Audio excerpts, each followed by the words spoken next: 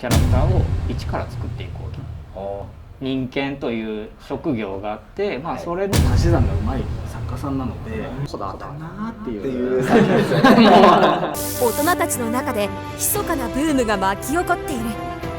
それはアートソフビ。そのオリジナリティやクオリティの高さで世界中で大人気。この番組では天才作家たちの究極のアートの世界を深掘りしていきます。ソフビの世界のすごい人。ではですね、最後の6人目という形で、ソフビの世界のすごい人ショートバージョンもやっていきたいなと思うんですけども、最後の6人目はテリーズファクトリーさんです。よろしくお願いします。よろしくお願いします。お願いします。ありがとうございます。テリーズファクトリーさんといえばこちらですね、人間半蔵という形でこちらのご紹介を、させていただければなと思います。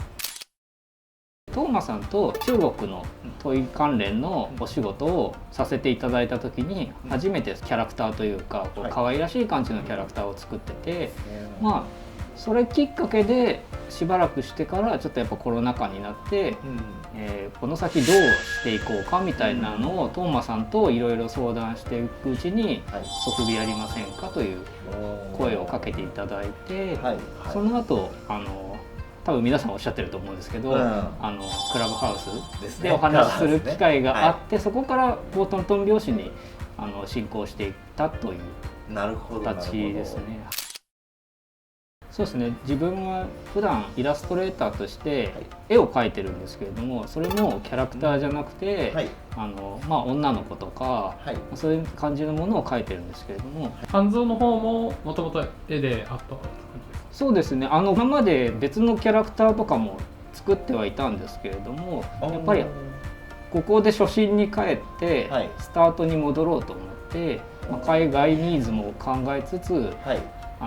キャラクターを一から作っていこうという形で作っていったので、もう本当にソフビを作ることでこのキャラクターを作ったという、生まれたっていう感じなんですね。なるほどなるほど。一応現代の日本の設定なんですけれども、忍者がいるという、社会という設定で、その忍者を助けるための警察犬みたいな役割の忍犬という職業があって、それの、修行をするための半人前の忍者という設定で、まだ半人前なんですね。はい、まだそのなりきれてなくて、これから彼がこう育っていくみたいな、一応そういう設定があって、4コマ漫画とかそういうのも書いてるんですけれども、ストーリーがやっぱこうあるわけなんですね。そうなんです。成長ストーリーといいますか。だからもうなんかドジをしたりとか、これから忍術をちょっとずつ覚えていくとかっていう、そういうイメージで制作しています。なるほどなるほど。じゃあまだこれからが楽しみなっていう感じなんですかね。そうです。これからどんどんなんかこう成長していってパワーアップしていってみたいな、ソフビとともになんかキャラクターも成長していくみたいなイメージで考えてます。なるほどですね。ありがとうございます。マット仕上げ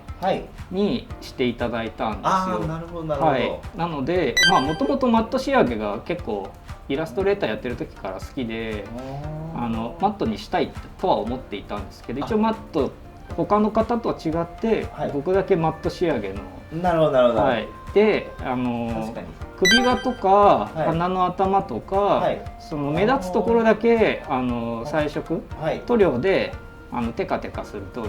にしていただいて、他は全部マットで押さえてるっていう形で、その辺彩色に関してはこだわって、なるほど。あとはそうですね、肉球とか。肉球可愛いですよね。ちゃんと肉球がありますんで、この金属質の部分だけちょっとシルバーにしたりとかっていうとは肛門ですね。肛門これ後付けなんですけど、やっぱ犬飼ってる人って多分肛門とか可愛いって思ったりする。犬の散歩とかしてても大体ね、後ろ側見てたりとかするので、なのでちょっとポイントとして入れました。可愛いですね。色数少ない方がこう作る上で安く上がるよっていう話は前もってしてるにもかかわらず言うことを聞かないのがテリーさんのいいところでもあって、自分とかをこう引き算してキャラクターを作っていくタイプなんですよ。どんどんそぎ落としていってっていう。でも彼は逆の足し算がうまい作家さんなので、こういろんなディティールを増やすことでキャラクターをこう生かしてくるっていうか、なのでそれでも削ってこの色数だと思うんですけどもっとあるはずなんですよ本来だったら。ただこだわりがすごくあって、表面を皆さんこうツルツルソフビならでは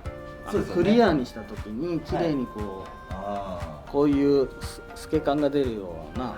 表面がツルツルの状態で納品してるんですけど、彼は違ってマットにしてるんですよ。だからクリア、もうそもそもクリアを捨てて戦いに。なるほど、すごいですね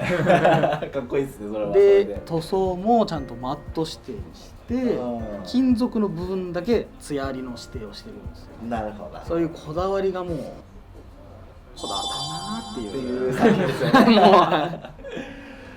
るほど。これはあれですかね、その通常こう立ち姿と、はい、ちょっと前かがみもできるみたいなことは。そうですね、一応犬っぽくもあり、はい、こう尻尾を起点にこうちょっとのけぞった感じで立たせるっていうことも一応できるようには、はい、造形の時にしていただいているので。なるほど、のけぞりと通常とちょっと前かがみみたいな。なんか今日も食事する時にこれ一緒に写真撮ったりしたんですけど、やっぱどうしてもこうね下向いてしまうと写真撮った時に顔が映らなかったりするじゃないですか。なのでこうちょっとのけぞらせて写真撮れるように。なるほど、はい、バチッと映るようにと。はい、そうです。でもちょっと前かがみだと後ろから見るとかわいいそれまた可愛いですね。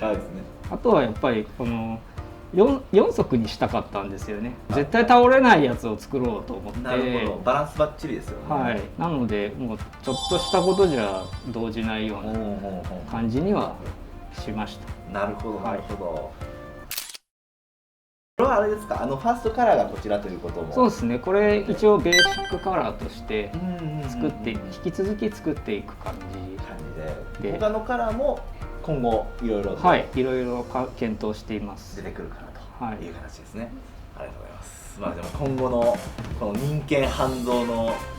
ソフビのカラーバリエーションもそうですけど、そのストーリーとしてのそのなんていうかね、成長度合いもまた一つの楽しみかなと思いますんで、また注目していきたいなと思いますんで、人間半蔵ぜひよろしくお願いします。ありがとうございます。